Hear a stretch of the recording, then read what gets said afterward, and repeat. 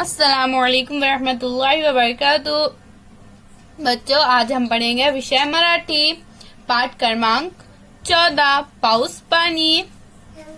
ऐकावं म्हणा, टप टप थेंबांनी तळे साचले, धो धो पावसाने धरण भरले, धरणाचे पाणी शेतात खेडे, धान्याचे कणीस वाऱ्यावर डोले, हिरवी धरती आनंदाने डोले, पावसाने दिले सर्वांना पाणी, शेतकरी गातो पावसाची गाणी।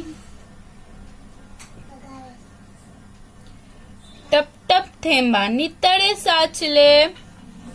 बारिश के पानी की बड़ी बड़ी बूंदें जहाँ पर गिरती है वहाँ पर इस तरह से तालाब बन जाते हैं।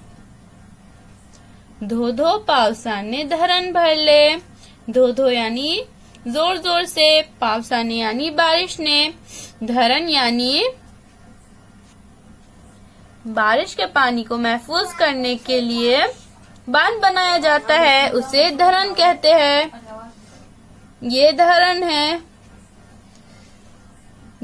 धो धो पावसाने धरण भरले यानी जोर जोर से बारिश होती है, उससे धरण भर गए।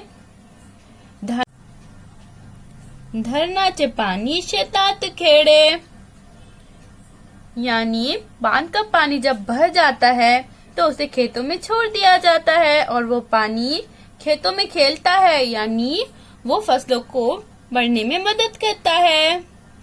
धान्याचे कणीस वाऱ्यावर डोले। धान्य यानी अनाज, धान्याचे कणीस यानी अनाज के भुट्टे, वाऱ्यावर यानी हवाओं में, डोले धान्याचे कणीस वाऱ्यावर डोले यानी अनाज पर जो भुट्टे होते हैं वो हवा में झूला झूलते हैं। ये इस तरह से भुट्टे हवा में झूला झूलते हैं। हिरवी धरती आनंदाने डोले यानी जब अच्छी बारिश होती है और फसल अच्छी आती है तो हरी हरी फसल को देखकर ऐसा लगता है कि हरी हरी जमीन खुशी से झूम रही है। पावसाने दिले सर्वांना पानी।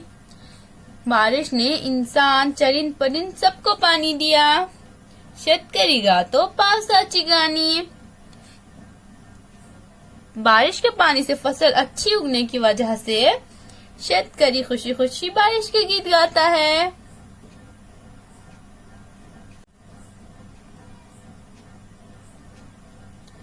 पाहा, ऐका, म्हणा, देखो, सुनो और बोलो।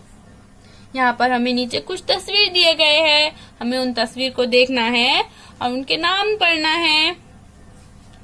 तड़े यानी तालाब, धरण यानी बांध, कनीस यानी भुट्टे, अनाज के भुट्टे, शेत यानी खेत, शेतकरी यानी किसान, पाऊस, पाऊस यानी बारिश।